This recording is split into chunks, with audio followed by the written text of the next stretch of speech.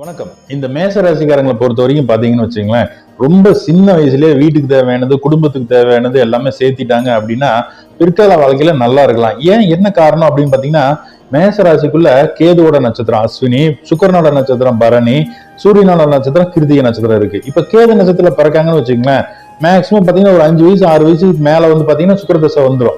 25 வயசு வரைக்குமே இருக்கக்கூடிய ஒரு அமைப்பா இருக்கும். ஆனா அந்த காலகட்டத்தில் என்ன பண்ணுன்னு கேட்டீங்கன்னா, இளம் வயசுலயே பணம் காசெல்லாம் சம்பாதிச்சாலும் அதை மிச்சப்படுத்த முடியாத மாதிரி ஒரு சூழ்நிலை இருக்கும். படிக்கிற காலகட்டமா இருக்கும், காலேஜ் போற காலகட்டமா இருக்கும். பணம் சேர்க்கறது அப்படிங்கிறத விட செலவு பண்ணக்கூடிய ஒரு வாய்ப்பை தான் அது கொடுத்துட்டு இருக்கும். இதுவே சூரிய திசை வரக்கூடிய காலகட்டம் அப்படிங்கும் போது பாத்தீங்கன்னா, அது ராசிக்கு 5ஆம் இடமா இருக்கிறதுனால புத்திசாலித்தனமா திங்க் பண்ணுவாங்க.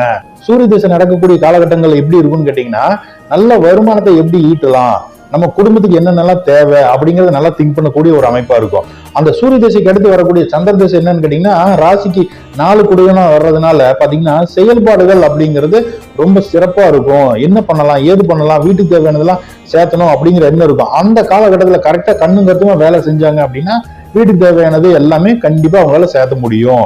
இன்னொன்னு என்ன கேட்டீங்கன்னா, அந்த சந்திர திசை நடக்கக்கூடிய காலகட்டத்துல மேக்சிமம் கல்யாணம் ஆயிடும். சரிங்களா? அதுக்கப்புறம் பாத்தீங்கன்னா வரக்கூடிய செவ்வாய் திசைங்கிறது ராசிக்கும் அப்புறம் 8ஆம் இடத்துக்கும் சம்பந்தப்பட்டமா இருக்கிறதுனால கொஞ்சம் இடக்குமுறைகள்லாம் கொடுக்கதான் செய்யும்.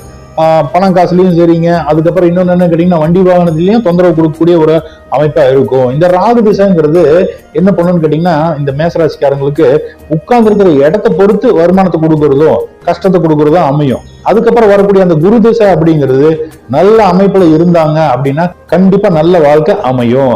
ஆனா குரு கடகத்துல இருந்தாலும் மகரத்துல இருந்தாலும் ரொம்ப கவனமா தான் இருக்கணும் இந்த ஜாதகர். சரிங்களா?